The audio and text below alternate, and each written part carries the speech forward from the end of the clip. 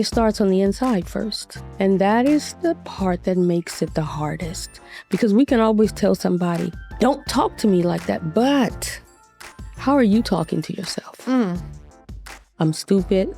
I can't. It never works out for me. Why can't I ever? Oh, the first step to having healthy boundaries with others is having healthy boundaries with yourself. That's right.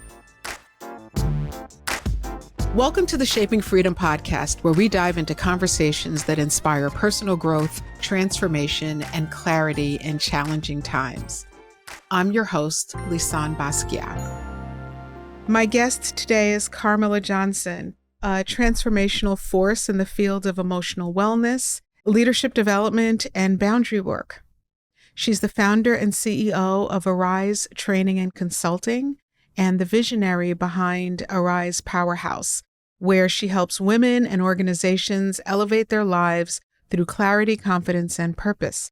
A marriage and family therapist with over 30 years of experience, Carmella's career spans clinical practice, psychology education, and consulting with institutions like the Amen Clinics, where she applied brain-based approaches to emotional and behavioral transformation.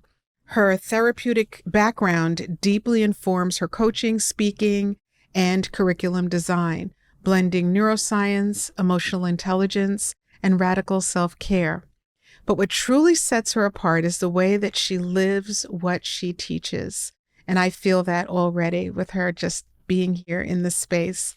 In powerful interviews and masterclasses, Carmella shares her own stories of loss, healing, motherhood, and rising through hardship with grace and grit. Her lived experience combined with clinical insight gives her the rare ability to meet people where they are and move them toward where they want to be. Whether she's leading boundary-setting intensives, coaching executives, mentoring student athletes, or pouring into her 3 sons, Carmella is rooted in one mission: to help others rise to their power with clarity, emotional congruence, and faith.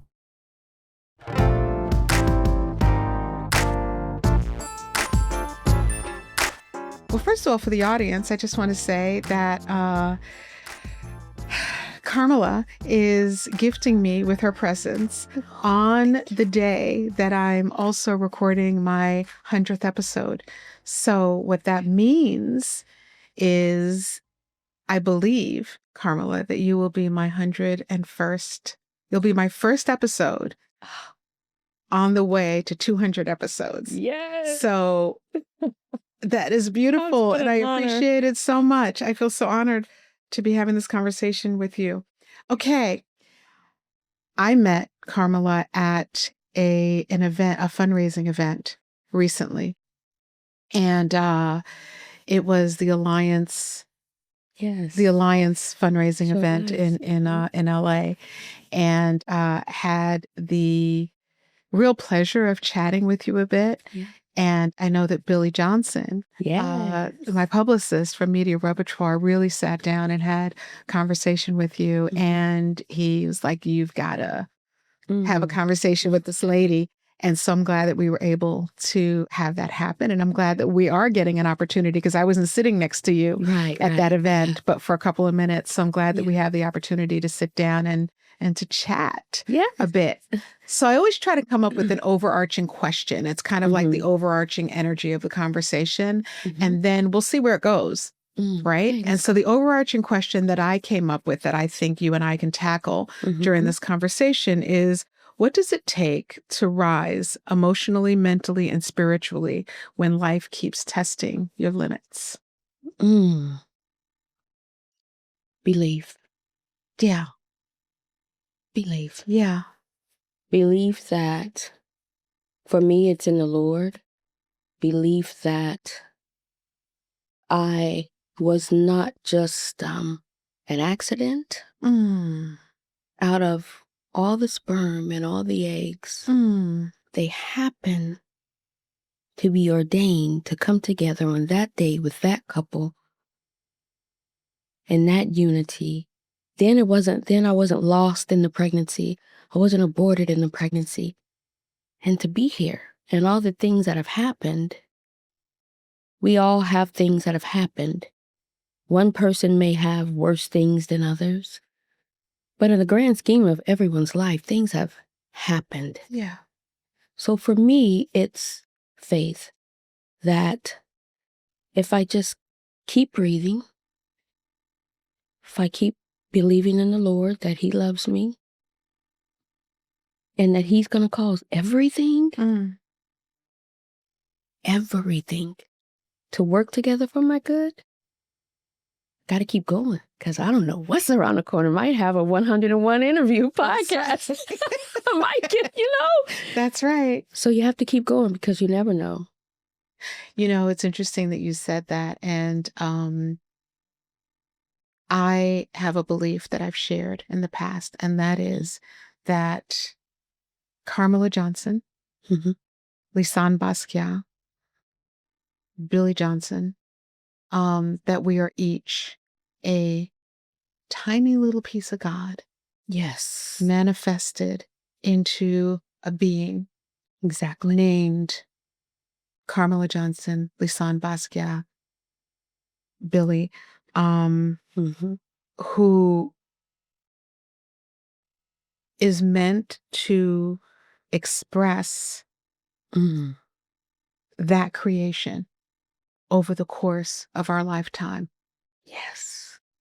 And that totally the agree. only thing that we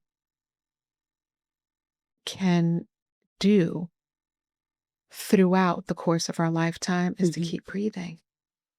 As the core. There are other things to do. Yes. But our job is to keep breathing, because when we're breathing and when we're willing to expand and to take in this beautiful gift of breath, then from there, we're able to create, accomplish, do all the things that we're meant to do while we're here, because we truly are a piece of God. Yes, we are. And we have to remember that. Yes, we do. 100%. Yeah. So the fact that you opened with that brings even more of the magic into the space that we're creating. Yes. If you, as the audience, right, if you've been feeling stretched thin or unclear, or if you just need a dose of inspiration and acknowledgement, I think that this conversation is a conversation that you want to listen to. They want to hear this. Definitely. Yeah. Right? I'd love to know, let's talk a little bit about who you are. Okay. A little bit about your journey and how you went, as you said yourself, from Carmella Johnson to a person who made the decision to do this incredible work that you're doing in service to other humans. A little bit about me, who I am. I am an ariser. I am an ariser. So let me explain what that means. For you to arise means that you've been down. Not just at a level playing field, but up under. So in order to arise, you have to get some power and you have to have some motivation. There has to be some push, an accelerant, a motivator, a lifter up. Okay. So when I say that I am an ariser over divorce, a riser over sexual abuse, physical abuse, mental abuse. I was abducted at the age of 8 and brutally raped and left for dead. In high school at the age of 15, I had a shotgun put to my head. And he's telling me, I don't know why I'm letting you live. I'm like, well, thank you. He didn't have That's all I had to say. I wasn't screaming. I wasn't upset. Just thank you. I was in a wheelchair for 2 years, told I'd never walk again. At one point, I was told I was faking sick, making them have surgery on me, and it was going to take my kids from me. Had some things happen. So when I say arise, there's some things that those traumas can do to you. They can make you doubt your worth. make you doubt that you should even keep breathing because the pain is the abandonment. My parents got divorced when I was young. So a lot of things happen.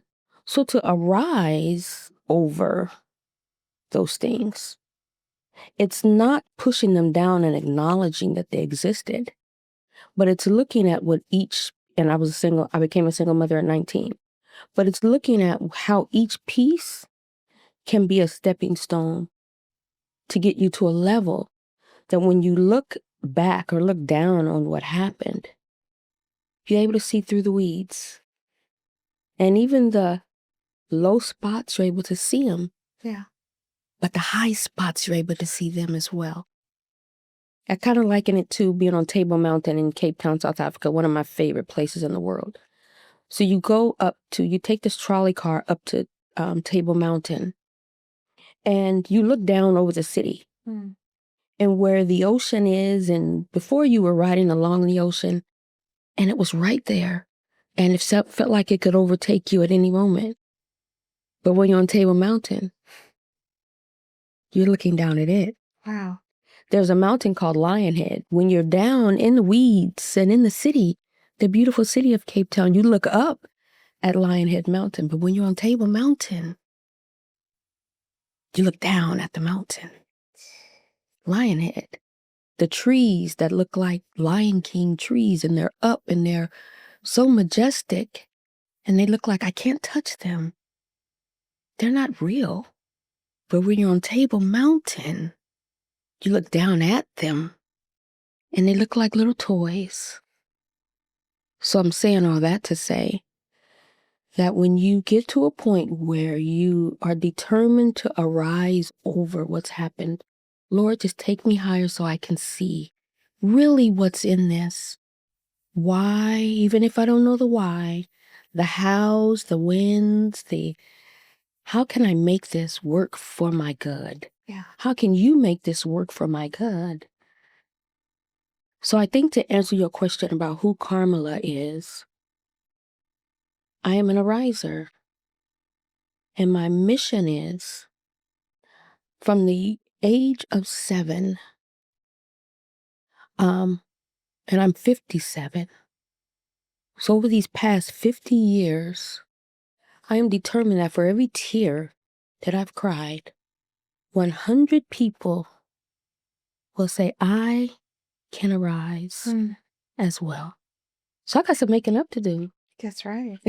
That's got some making up to do. I have so many questions, so many directions we can go. Yeah. Was there a moment for you? Was there a defining moment, or I had one and I'll share it in a moment, but was there like a moment when you knew that something needed to change? Yeah. And are you willing to share it? Oh, I'm willing to share it because to share it empowers somebody else. That's right. Yeah. At one point, and I was diagnosed with lupus, and I had seizures and all of that. And so at one point, the swelling, my body was shutting down, and so I started having fluid in my spinal cord. And so it was starting to suppress different parts of my body. Well, it suppressed the right side of my body, and so I ended up paralyzed on the right side because the fluid was building up on the left. Weird how that opposite side thing happens. Yeah. But so I ended up going to the hospital, and I was there for days. And they did an epidural, took some of the fluid off, and they said it wasn't meningitis, but that they thought the lupus was doing it. Okay. So was there for a few days. And so when I got out of the hospital, I go home, my mom was there. She helps me into my loft. I had a loft apartment at the time, so she's helping me up the stairs and all of that. She said, I'm going to go get your medicine. Well, at the time, I was on 18 different medications and 3 pain patches. So a couple of the medications they didn't have in the hospital. So they said, go and get these prescriptions filled because withdrawals from them will bring you right back here. So my mom drops me off on the way home. She goes and gets the medication. She goes, tries to get the medication. And they say, the insurance won't pay for this. It's $1,900. And Mama's like, what are you talking about? She has insurance. My mom calls me. She says, something's going on with your insurance. I said, come and get me. She drove back home. She pushes me over to the pharmacy in the wheelchair. It's only about a block away. I get there and I'm like, I have insurance. I give her my insurance card. And the lady says, your insurance was cut off. So I said, okay. So I'm crying. I'm shaking. I'm like, Mom, the withdrawal's going to send me back to the hospital. She shakes me and she says, stop crying. And it just like woke me up. I said, okay, enough. Enough. Just enough. So she wheels me home, get to the loft. I was in a loft. I was upstairs. I said, nope, I'm going to get upstairs myself. So I literally with my arms, pull myself up, sat down, push myself up on the next step, and I go all the way up. Crawled into the bedroom. I said, look, when I come out of here, I'm not going to be on that medication and I'm going to walk out of this room because this is enough. Yeah. This is just enough. This is enough. I'm not getting on all their medication. This is enough. I went in that room and I told the Lord, I said, you healed all them people in that book, in that history book called the Bible. Before Jesus died, you healed them people. Now he's gone. You have to heal me. You just have to. Yeah. You just have to. I don't know what you're going to do. Not my business. But Lord, I cannot tell you how long I was in that room. I don't know. But I walked out of that room. And I said, I will never be in a wheelchair again. Nobody will ever have that much power over me physically. Right. So for me, the turning point, even losing everything, my home, the cars, had multiple streams of income, was teaching psychology here, supervisor mental health clinic there, teaching education classes here, consulting over at the group home. All of it gone. There's only so much you can do from a hospital bed. That's right. So I was determined then that I would never return to that. And I haven't. Turning point. I even stopped being a therapist. Turning point. Because I had to address me. Yeah. I had to address me. What was happening in there? Mm-hmm. I even had to go back to my neurologist and tell him, remember when you asked me were some things going on?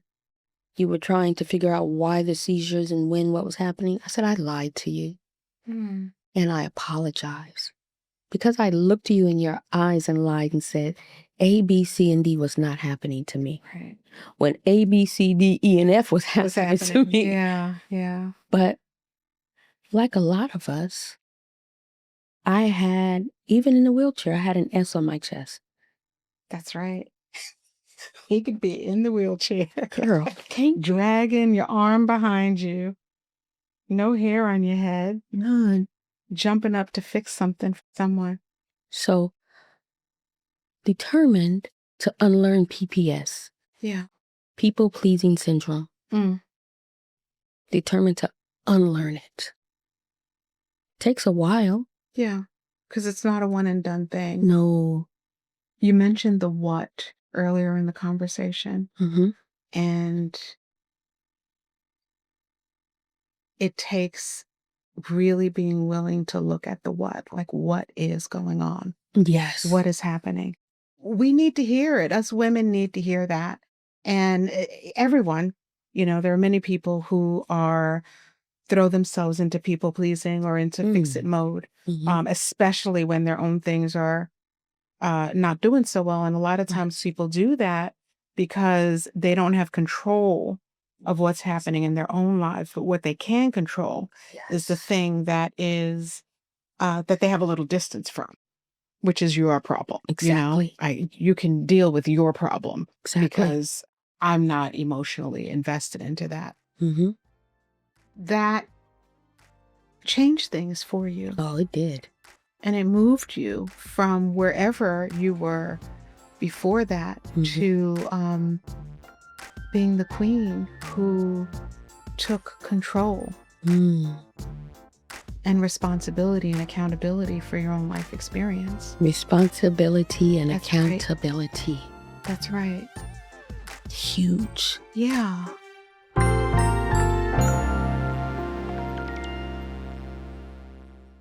Hey, it's Lisane.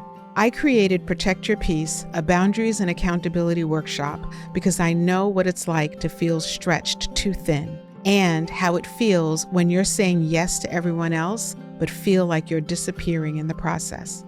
This workshop is your invitation to pause and to come back to you.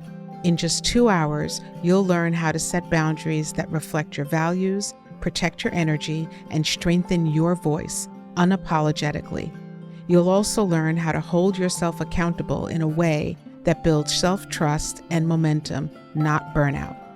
This is the kind of space I wish I had when I was deep in the cycle of over-responsibility and simply just doing too much.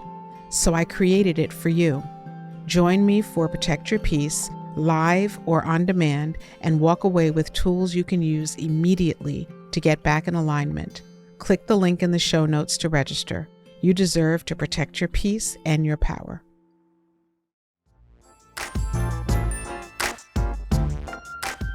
Tell us about Arise. The Powerhouse? That's right. So the Arise Powerhouse is my baby. It's like my purpose type of thing. And in the Arise Powerhouse, I take various tools I used as a therapist, I used in consulting, and in dreams I've had to help women overcome and equip them with the tools, the strategies, all the things that we need to take responsibility, to take control of ourselves, to have faith, to understand exactly who we are. Is not based in what we are and what we do, but the intrinsic value of just who we are. That's right. And so that's what the Arise Powerhouse does. We have retreats. We have the talk show in the group on Facebook. Haven't done that in a while, but there are several episodes there. Then different speaking engagements. Have a column in a magazine now, and I cannot believe I left that magazine because I was going to bring you one, but I can give you the link to it. My Mind Beautiful magazine. I have a column in there. So right now doing the retreats to South Africa. It's really about I've never helping. been to South Africa. Oh, you have got and I to have come. wanted to go because I've heard so many amazing things about it. Yeah.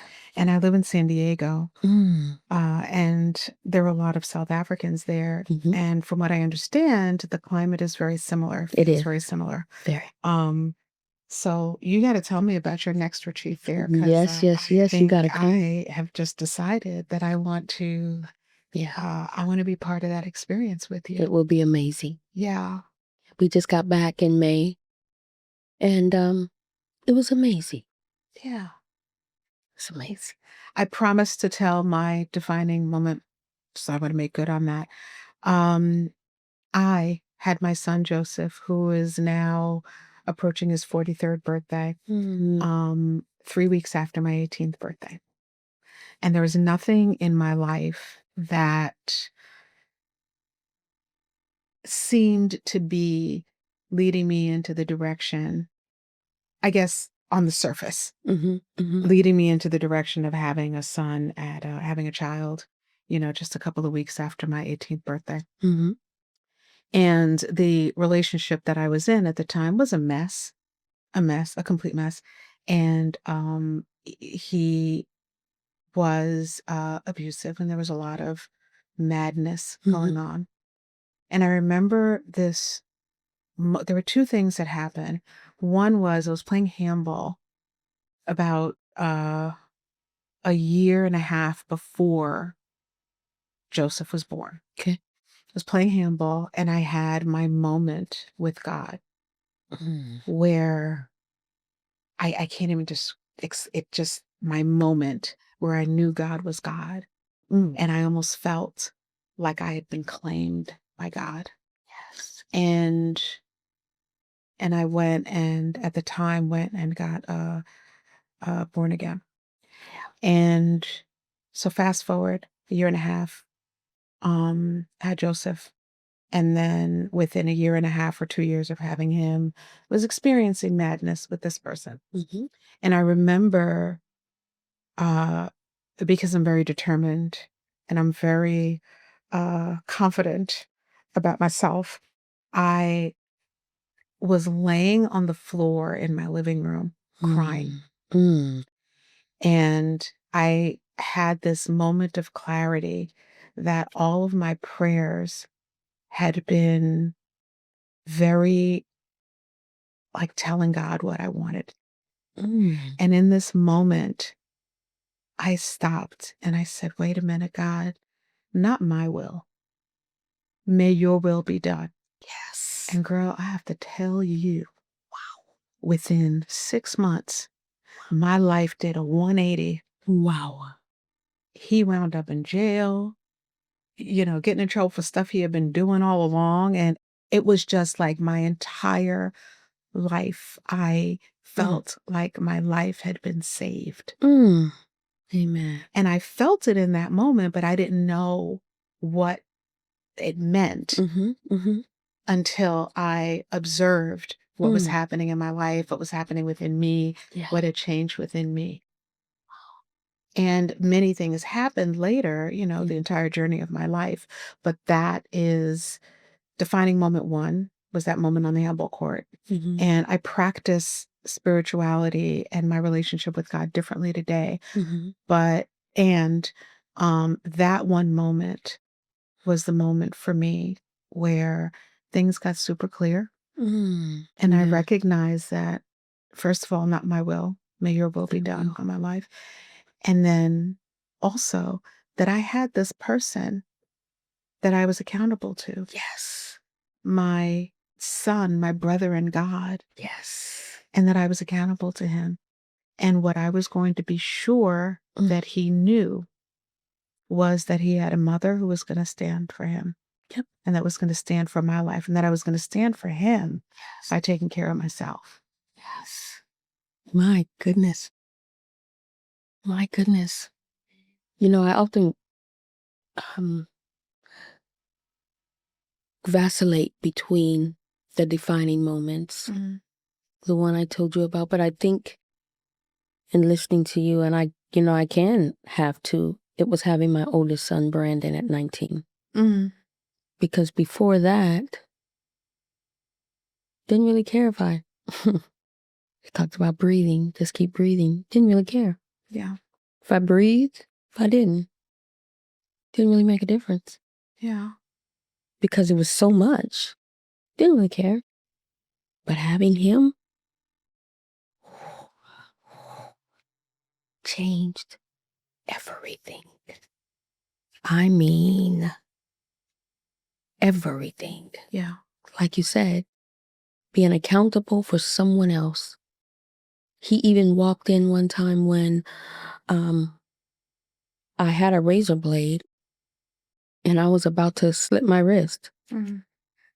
And Brandon came in the room. I'm thinking he's downstairs at my best friend's house playing. He had left, come upstairs, got in the house, came in my room. When he came in, I hit the razor blade. He jumped on. He was on his side. He came over to me, kissed me, grabbed my face, looked me in my eyes and said, "Mommy, I love you." I said, "Okay." Wow. And I never tried that again. Right. Foils, thank God. Foils. It's so funny. We're having this conversation and there's so many things that have led up to this moment of sharing. My kids, my daughter Jessica, my son Joseph, and my cousin nephew Tyrone. My son lives in Vegas. And my daughter Jessica and Tyrone went up to hang out with Joseph for the weekend. And they spent the entire weekend like bonding and connecting and, and they're like siblings, the three of them. And I had a conversation with Joseph yesterday after they were all recuperating because they were partying up there in Vegas. Hey, you can party in Vegas, though. I got the photos. Ooh. He was there. So I got all the photos of I'm not going to say who, but Joseph. Right. Was like, Not him. Not him, not Joseph. Not Joseph. They were just, they were having a good time and documenting it along the way and sending photos. But we had a chat yesterday, Joseph and I, and he didn't get into all the details about what they talked about. Mm-hmm. But what he shared with me was that in the conversation he had with Jessica and Tyrone, mm-hmm. he shared with them that his experience with me was so unique because I was so young. Yeah. And because I am technically 18 years older than my son. Wow. So he has witnessed me growing up from being this, newly 18-year-old mother mm-hmm. to, to all the, the rest of the chapters of my life until today. And so it's really interesting. And we had that conversation. It's been on my mind a bit because I've been kind of in a storytelling place. Mm-hmm. So the fact that we're having this conversation today just feels like serendipitous. Yeah, it is. Yeah. Wow. Wow. I want to talk about boundaries. Okay. Boundaries is something that you teach and support the women that you work with toward figuring out for themselves. Can we talk a little bit about that? Because boundaries to me is like there are some core things that if we're going to be a healthy human being, emotionally and mentally healthy and spiritually, I think the boundaries is one of those core foundational tools and practices that we really need. And I'd love for you to help the audience to understand what a boundary is and what it isn't. Okay. And a little bit about your take on boundaries, on healthy boundaries. Okay. So when I say, first let me explain the elevated self-care, because in elevated self-care, you learn how to have healthy boundaries. Yeah. So a lot of us look at self-care as hair done, nails done, everything done. Okay. And we're used to that. Yeah. However, when we're in that beautician chair, we're falling apart. Right. We're gossiping, we're telling everything. So something's still wrong. Yeah. When we go to get our nails done, we're looking at our hands, but we're seeing the stress in them. Yeah. We're feeling it. We're feeling it. We're shopping to self-medicate. Yeah. So when I talk about elevated self-care, I mean tending to those things like boundaries that cause you to be diseased. Dis to go against your ease. That's right. Your peace. We all breath. That's it. So boundaries, having healthy boundaries is a medication or a tool that helps you get rid of, extinguish what's coming against your ease. Different way of looking at that. A lot of times when we look at disease, we think of cancer, lupus, Go a little bit higher with it. That's right. Because all those things come against your ease. That's right. So to have mental dis-ease. But boundaries are a tool to help you get your health back. Boundaries is a medicine. It is. I'd never heard that before. It is brilliantly true. So most people, and there are different types of boundaries. You have permeable boundaries. Permeable boundaries means anything can get through them. You're not gonna. I'm never gonna. and then you have intermittent boundaries. You're hard at one point, then there's nothing there that next time. You have your solid boundaries, where it's not just a boundary, but it's a wall that prevents. That's right. But a healthy boundary first does not start with the outside. It starts on the inside. So we're going to get in our Cadillac with the white walls, gangster white walls, TV antenna in the back, and we're going back. That's right. Back. Back a little bit. it starts on the inside first. It has to. And that is the part that makes it the hardest. Because we can always tell somebody, don't talk to me like that. But how are you talking to yourself? I'm stupid. I can't. It never works out for me. Why can't I ever? Oh. Keep going. You're uncomfortable. Keep going. They don't want to hear from you. Don't say nothing. Just let it go. Go along to get along. They're not going to love me if I don't. But he's fine. What else am I going to do? I need this. Alone. I cannot afford this, but I need this. All of that. Because the first step to having healthy boundaries with others is having healthy boundaries with yourself. That's right.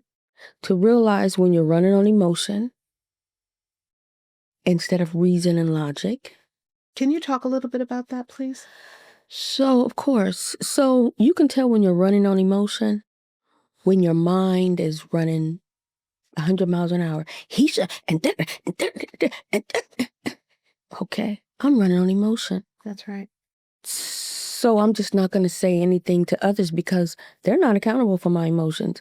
You make me mad? No, they didn't. They didn't make you felt mad. But they didn't make you. That person didn't make you do anything. You can always choose. Gloria Copeland said one time to her husband, Kenneth Copeland, she said, I decided I'm not going to get mad. I said, what did she say? What is that power? What's that magic? I felt like she had a cape on. I said, what did she say? I said, she just said, how does that work? I've decided I am not going to get mad. Then she said she walked back in the room, sat down, and decided she was going to be happy. I said, look, I need that power right there. That's a soup. That's a what? I said, okay, but how do you get it? Yeah. Because everything that we do is a decision. So if I'm running on emotion, my tool, Carmella, keep your mouth closed. To the point to where at times I sit like this. Not because I don't have nothing to say, but because I would have to move my hand to say it. Yeah. So if I'm like this, and I'm quiet, then that allows me to take in more information. Yeah. That could even extinguish the emotional flames in me. Right. Because you're calming the flame versus stoking it, because it's not the flame that we want, which is that flame of like that stoking, that great flame. Yeah. It's fire. It's different. It's different. Yeah, it's different. And a lot of times, so I used to do this strategy with my therapy clients when they would come in and they would say, this happened and that happened and this happened. And I would say, well, tell me about the first time it happened. And they could rehearse it like that. Then I say, tell me about another time it happened. And they could rehearse that like that. So then I would say, so let me get it. Let me make sure I'm understanding you. You came in and you were talking about this situation here.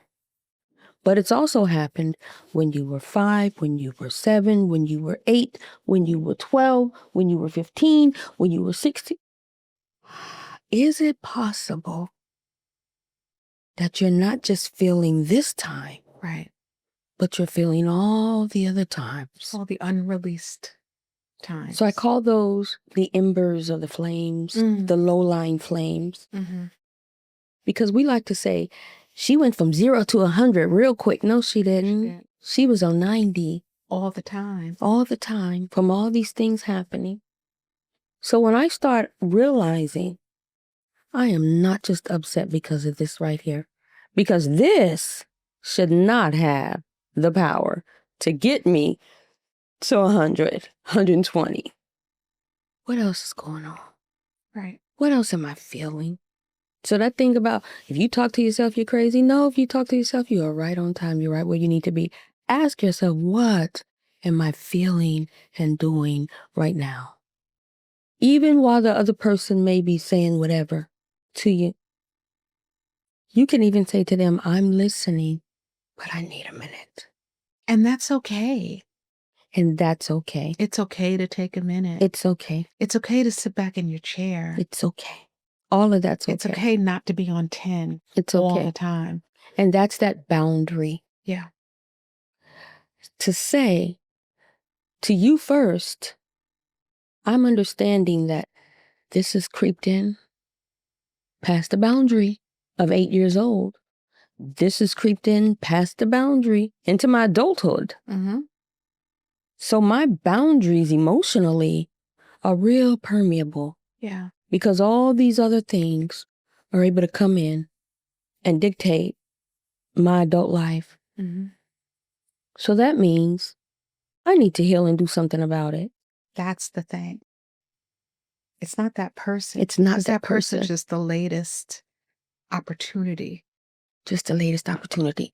And sometimes it's not even really what they did, but it's what they reminded you of or what they didn't do. And sometimes we hear people say something that they never said. Oh. Yes. Yes. What lens are we seeing it through? You're not changing anything about you, but when I look at you through the top of this glass, I see a different you. When I look at you through the bottom, but everything's still the same about you. So it's not you. Right. It's me. Right. Right. Because you're the constant. Boundaries. So how do you learn? Like, what are the first couple of steps to learning how to set healthy boundaries? One is recognizing that you need to set them. Mm-hmm. One, recognizing I have to change this. It's my responsibility. It's not theirs to set the boundary. It's not theirs. It's my responsibility to do it. Yeah. It's on me. That's the first step. Second one is being willing to. Yes. Being willing to say, I have to do the work. I'm willing to be uncomfortable so that I can be healthy. I'm willing to do the work even when I don't feel like it so that I can be healthy. I'm willing to learn. Go find the information. Talk to somebody. To seek it out even when I don't want to. The third one, ask the Lord, Mm-hmm. where has my past, my stuff? We're all bag ladies and bag men. Everybody has a bag. That's something. Yeah. I'm going to come out the bag on you. You're right. Because then we all got our bag. Lord, help me see what's in my bag that is causing my ocean to go up into the land too far. Yeah. And drown out everything. And he'll show you. He'll show you. If you don't believe in the Lord, ask the people closest to you. Oh, because they'll tell you. Because they know. They know and they'll tell you. Yeah. Yeah. If you got grown kids, ouch. But you have to be willing. You have to be willing to listen.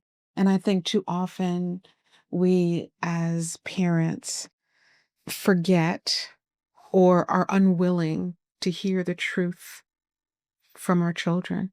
Yeah. And we attempt to trump their feelings and their experience with everything that we did for them.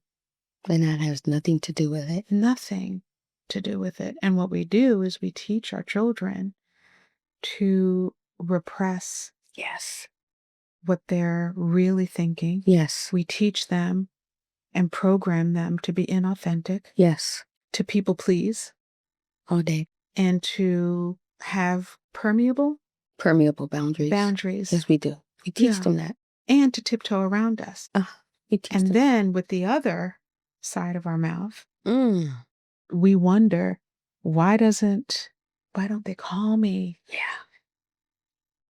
Why don't they plank, plank, plank, plank, plank? Why don't they? Yeah, we do. And I also believe that you cannot do that to another person. You cannot put another person in the position of feeling uncomfortable in your presence without having perfected the art of feeling uncomfortable with yourself. Yes. Yes. Because that's another way of getting that person to make you feel blank, better, more worthy, yes, more important, yes, more powerful. Yes. I like how you did that. You did the air quotes with your hand. Yeah. Quote unquote, make you. Right. No. No.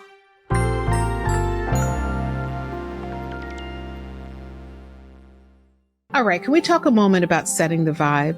If you're anything like me, your space needs to feel good in order for you to feel good. And that's why I created the Shaping Freedom line of candles. It's not just about ambiance, but really about how you align yourself internally. These are more than just candles. They shift your energy.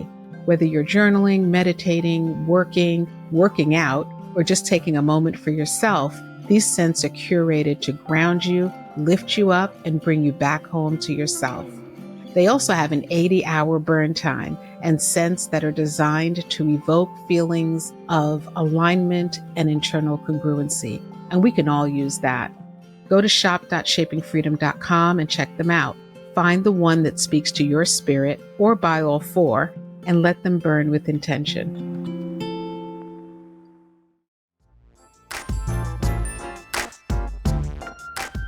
And I also like the first step to setting boundaries that you talk about is that you talked about you have to be willing to see, and you have to be willing to see past what a lot of us who are uncomfortable with setting boundaries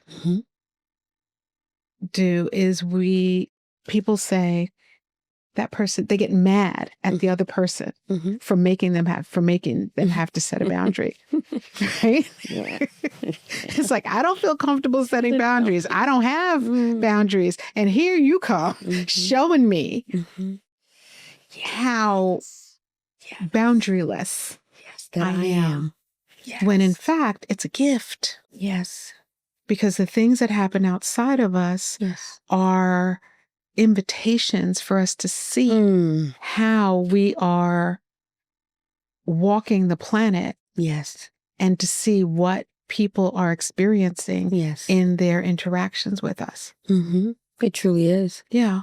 We can see how our boundaries are by the way that other people treat us. That's right. Because how have we taught them to treat us? Right. So if somebody's being disrespectful, somebody that you know, not just a person off the street or in the grocery store. Right. But if somebody that is close to you is being disrespectful, right, then you have to ask yourself, where am I? What's going on? Disrespecting myself. That you even feel that you can. Right. Where am I devaluing myself? Yeah. That you feel that you can. How am I speaking to myself to where you feel that you can? Yeah. What are we teaching others about us? Right. And how to treat us? Right. And sometimes it's okay. Quite often it's okay when we don't know what to do to step back. I often say, I just need a minute. I need a minute because I can't think on 2 planes. Can't focus here and can't focus there. Or that exceeds my abilities right now. Yeah. But to even say that, I had to understand I am not limitless. You have to consider yourself. I have to consider myself. Yeah. And when I don't consider myself, then I still have to tell myself, you did not consider, you're overwhelmed because you didn't consider yourself. Don't get mad and snappy at them. Carmella, you didn't. Yeah. So that causes me to go back and say, I thought that I could do that because my heart wanted to, but I honestly can't. I just don't have time. Yeah. So what I can do is, if it fits into my schedule later, then I can do it. But if not, time won't permit. Wasn't that I didn't want to, but time won't permit. There's even times when I have worked with people on saying, why is it so hard to tell somebody, I don't want to? I don't want to. I remember having a client she could not say, I don't want to. And we would we'd go through the different exercises. And finally she said, because if I say I don't want to, they may not love me. That's powerful for her. To have seen that. Powerful. Yeah. So, of course, I applauded. We sat in that for a while. But then I had to come back around to it. I had to circle back. Next session. And I said, so tell me something. If you said, if I told you I can't do that and I don't want to, would you stop caring about me as your coach? She said, no. I said, what?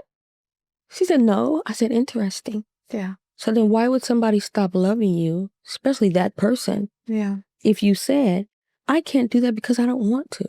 I'm not doing that because I don't want to. And the look on her face was priceless, because she said, I don't think he really loves me anyway. There you go. I said, once again, Opening up the door. another win. Yeah. Another win. Yeah. And that's okay if he doesn't. That's okay. So then we had to work through that. We want to be loved by everybody, but let's be honest. We shouldn't be loved by everybody. Because if we are, we stand for nothing. Right. And if we are loved by, we can't return love to everybody. I can't be interviewed by, I can't be here. I can't be with the other two people that called me this morning and want to talk. I can't be with my client who was like, well, what about? I'll handle that tomorrow. Yeah. I have something to take care of today. I know that it's going to be okay. Yeah. Because you got it. I'll talk to you tomorrow. And that was that. Yeah. No shade, no upsetness. She wasn't upset. We weren't. But at some point, when do we say, I'm okay enough that if I don't have the capacity for something, I have to respect you enough to say, I don't have the capacity, so that you can now look for another way. Right. Because here's the thing, when we don't tell the truth about where we are, yes, in relation to your request, yes, we create a space of lies. Yes, we do. And inauthenticity. Yes, we do. In the space that exists between us. Yes, we do. And what happens as a result of that is, the way to put it, I have to show up in the world as a woman who habitually betrays herself. And that pours into the way that I am within my biological family, yes, within the family that I've created and am nurturing, yes, with the people that I work with, yes, with the person at the grocery store, with the post person. And that is the problem. It is. That's the problem. That's the problem. It's not about other people's betrayal, but it's about, are you betraying you? And what your world looks like when you betray you. Yeah. And if we can identify that. Yeah. If we can identify that, what does it look like when I betray myself? I say yes too much. Boundary. I say no when no, it's okay. When I know I need to say, no, it's not okay. No, it's not okay. I'm not answering correctly, truthfully, the things that I need to answer truth, because I have boundary problems. But I have to find out why I have boundary problems. Where did I learn this? Right. Where did I see it? When did I start doing it? When did I reinforce it? What were the situations in my life that reinforced it? And now, as an adult woman, how do I reinforce it? Right. When we can address those things, we become a powerful, powerful woman or man. Because now it's not on them. It's on me. Yeah. It's on me. And that's a powerful place to be. That's where Arise Powerhouse comes in. That's where Arise Powerhouse comes in. And I think that's part of it is there are so many, and I have a question for you in a moment. Okay. There's so many people who carry this burden of being boundaryless or not knowing or not being willing to acknowledge how worthy they are, being performative and all these things that we're talking about. And I think that a lot of times it's because we're so accustomed to being abandoned and disappointed and left high and dry. And for many people, and I'll speak to women only, because I'm a woman and I understand, that life, feeling so burdened. Yes. And showing up for other people, yet being unwilling to let people stand for us. Yeah. I think that a lot of times people continue to carry that baggage because they don't know how to release it themselves. Yes. And they're uncomfortable with or don't believe that there are people in this world like you who can create a space of love and healing and compassion and teach them to speak with themselves, to themselves, and with themselves at a frequency of love. Yes. Versus critique. Yeah. And righteousness. Wow. And judgment. For sure. Do you work with men and women? I have. Right now, I'm just with women. Okay. I have literally worked from the age of 7 was my youngest, up to 67. And men and women. But now I'm just with women. So I have a question for you. What is your vision for women? To understand that everything that has happened to you can work together for your good. Everything, no matter what it was. That the Lord intends it to work together for your good, and that you were so uniquely, divinely made that no matter how many women are on the face of this earth, there's no one like you. That you were intimately fitted together to be just you. And that nothing that happens down here can take that value. And that He has you. That there's hope. And let's go get it. Yeah. Yeah. Let's get it. Oh my God, I could talk to you for hours. And just hours. And I don't even know how long. I do want to touch on one other quick thing. Okay. I want to talk about burnout a little bit. Ooh, wait. Not having boundaries is one of the precursors to burnout, getting to burnout. Exactly. I believe that there are so many people who, and I've said this a lot, who as adults are still talking about experiencing the remnants of childhood trauma. Yes. And that a lot of that trauma comes because they were in the care of people who had blown past not having boundaries to being burnt out. Yeah. Because when you're burnt out and when you're at 90, when you're at 90 all the time, on edge, angry, everything around you gets affected. Yes, it does. It does. And I think that sometimes we believe that burnout, air quotes, is something for performers. It's like a Janet Jackson, Beyonce kind of thing, right? Not for the everyday woman who's just doing things. So will you share a little bit, please, about burnout and some of the signs and what sisters should be looking for or looking at? Yes, of course, of course. When you're crying and you think there's no reason, there's a reason.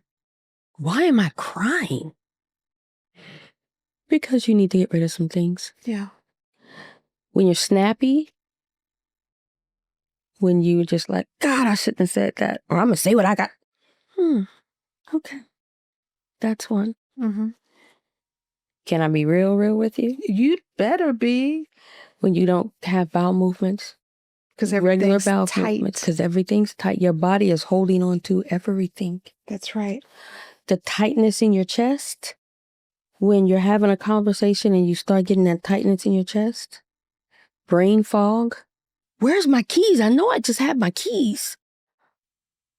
Oh. They're in my hand. I thought I set my keys. Oh. Yeah. That's just some of them. When you're driving home or driving somewhere, that's a normal, regular place, driving home from work, driving to the store, and you look up and you're there and you're like, how did I get here? You can't recall the space in between. You're on autopilot. Autopilot. Yeah. Those are some of the, when you keep thinking about the past, when you have global statements, this happens all the time. It never, every time, the global statements. Those are some of the symptoms or clues that you're dealing with burnout. Yeah, those are some of the clues. Yeah. What is burnout? When you've exceeded your capacity. Mm. When you've exceeded your capacity. The thing with high achieving women, like right now, I have some things I'm working on to get accomplished. So I know that. So I wake up at 5:30, about 5:30, 6 o'clock. I have my time with the Lord. Then I get dressed. I go to the gym. I come home. I shower. Then I get with my clients and take care of that. Then I'm done with them and da-da-da-da-da. So I'm going until from about 5:30. And then 8 o'clock, I'm just like... And friends will call, it's 8 o'clock. Yes, and I have on my granny pajamas, That's right. my bonnet, and the lights are out. Or they call, I called you at 8:15. Hey, you was too late.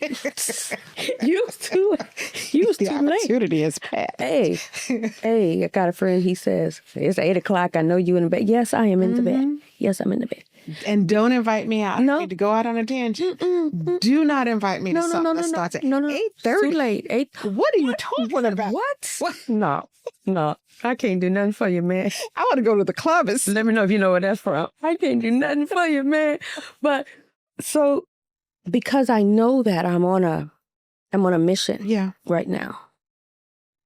So I allow myself to turn it in early to shut it off and realize, okay, Carmella, you're burning it on both ends, but at some point you got to learn to shut it down. Shut it down at about 8 o'clock. Yeah. Let it go. And it's okay to shut it down that early. Right. It's okay. I have plans for the weekend to work. And that's okay. But I know that Sunday, no, just stop it. And if it doesn't get done, it's okay. It don't get done. Right. Who cares? And if they do care, then they can fix it if they want to, but I'm not. Right. I'm okay. Right. So having those boundaries with yourself to say, okay, I know I'm on a mission. I know I got to get it done, because that's what high achieving women do. That's right. I call us make it happen women. We make it happen. But we have to get to the point where we understand I can't burn myself out to let me burn real hard right now. So that when I blow it out, every night I blow my candle out. But I don't blow it out I blow my candle out by extinguishing the oxygen. I put the lid on the candle and it goes out. That is reminiscent of, I put the lid on. These are all the things I'm no longer doing today. Right. And that flame goes out. Right. And I'm resting. I'm complete. The day is complete. The day is complete and I'm done. Yeah. So those are some of the symptoms. And then that's a strategy. If you're going to go hard in the paint, go hard in the paint. But when Michael Jordan, Kobe Bryant, Dwayne Wade got off the court, they walked off the court. They walked off the court. Mm-hmm. Now they was back on, but they walked off. And it's what happens in between the court play. And I what think a happens lot of between the us, courtplay. especially as women, we really lean into and wear strength as a badge of honor. I'm a strong woman. And the question for those listening is, where are you if you see yourself in what Carmella is describing? It may be time. This may be a great opportunity to look at where you're abandoning yourself in the name of being strong. Yeah. Air quotes, strong. Air quotes. Right? Big Because air we quotes. have to type A differently, like being high achieving and wanting to get things done and being focused and working hard and all that. Yeah. Those are amazing things. But when you're doing that and abandoning yourself in That's the right. process, Yeah. or running over yourself and the people in your life, that's a different deal. Different deal. And you're really not achieving anything. No. Really, you're losing. No, you're totally losing. Yeah, you're losing. This has been an incredible conversation. I think so. I've learned a lot. Me too. Learned a lot. On an absolutely beautiful, beautiful day of celebration that I'm experiencing today. I'm so grateful that you're here. I'm so grateful that we're having this conversation. It is so much better than I ever could have imagined. And I will also say there are so many things that we talked about that show me how resonant you and I are. Yes, huh? Okay. Yes. Okay. On a lot of, personally, as women, as women who really seek to channel God's love. Yeah. And also as women who see some of the things that are happening in the world with other women that we must address. Yes, we must address. We must address this generation. Yes. This generation. Like we have to get to the point where saying things like, that's just how I am. But I've been through. You don't know what I've been through. Yes. But he, blank, blank, blank, whatever that is. Yes. Or, I love this one. I love this one. I'm saying this sarcastically. This is how I am. I'm not going to deal with it. They're going to have to deal with it. And by they, meaning your children. Oh my God. Because somebody in the lineage has to be willing to cut it, to see the opportunity to have that defining moment. Yes. Somebody in the lineage has to do it. Has to. Please let it be you. Let it be you. Please let it be you. And you're not going to solve it all in 2 seconds or a blink of an eye. No. It doesn't happen just like that. Sometimes it can. Sometimes it can. But the first step is you have to be willing to see. Yes. And so if you have around you patterns of broken up, busted up relationships. Yeah. I love how your hand busted up relationships. This is for the folks on YouTube who can see what I'm doing with my hands. Or like you mentioned before, if you look at, this happened at 7, this happened at 15, this happened at 25, and this happened here. Yes. And I'm walking around angry all the time, and I'm on 10, and I'm on my way to burnout, and I don't set boundaries, and I'm having miserable relationships with everybody and myself. Doing something about it. Yes. Is the medicine. Yes, it is. And there's so much that can be done. There is so much that can be. It's possible. Yes, it is. It is possible for the women hearing Carmella's voice to be, you can be the woman, the queen in your family who chooses to do something about it. Yes. And I will also say boldly that the reason why I've been through some shit. Okay.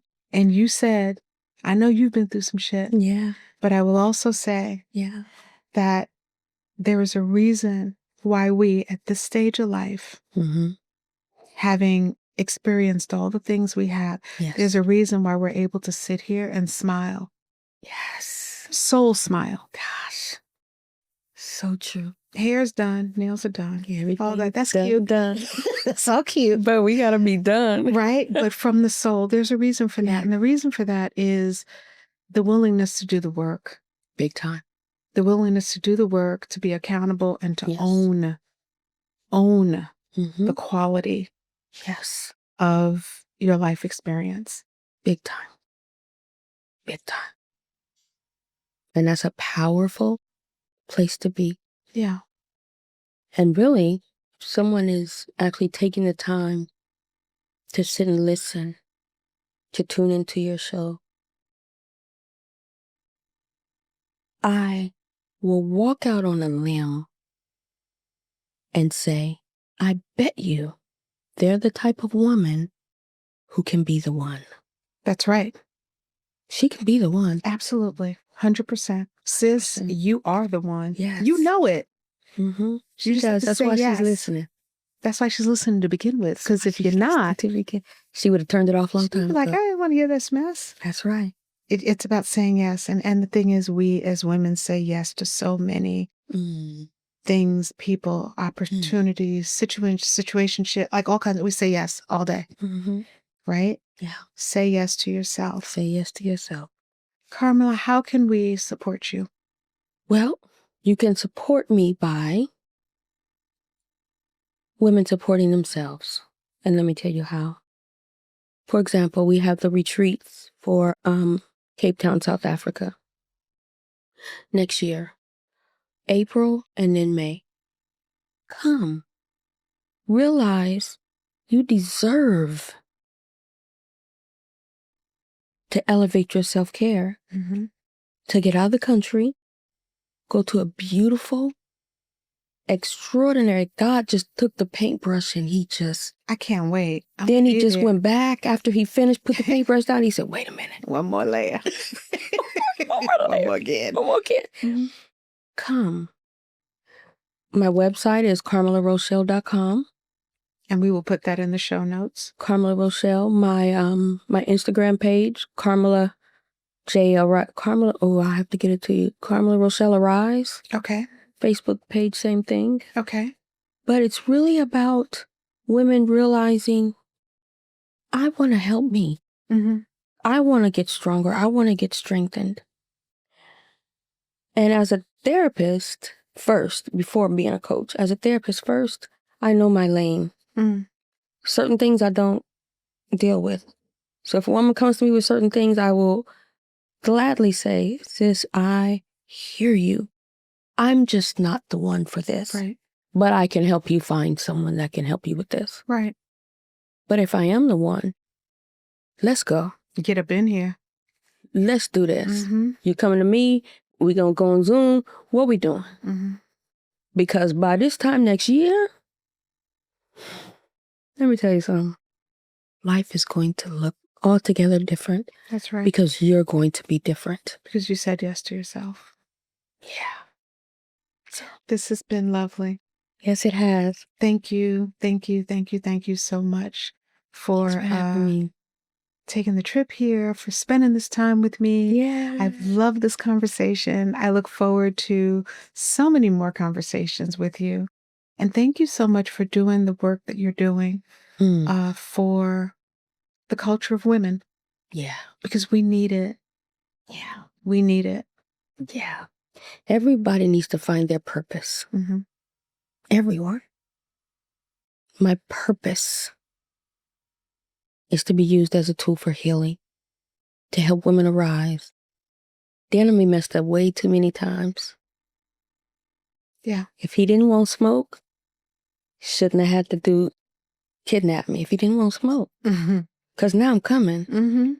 If he didn't want smoke, shouldn't have had me in a wheelchair. Right. If he didn't want smoke. Right. So now, everybody I know, everybody that I come in contact with, you hurting? Girl, you know the Lord got you right. Let's talk. I should see the smile on her face. Carmella, thank you so very much. For those of you who are listening, I know that you got so many gems out of this conversation. Go back and listen to it again with some paper and a pen or something and take it down, journal about it. I encourage you also to really, sis, just pay attention. Pay attention to the places in your life where you know you need to set some boundaries. And if you don't know how to do that, reach out. Yes. If you feel, because you know in your heart that you're on your way to burnout, reach out. Carmella's information will be in the show notes. And maybe I'll see you in Cape Town next year. Yeah. If you choose to come, because I have a feeling it's going to be a lovely party. Yeah. And anyway, thank you so much. So I encourage you all to share this conversation, this preaching that Carmella did with someone that you know could use a voice of encouragement and love and possibility. And thank you always for listening, and continue to listen. I appreciate you.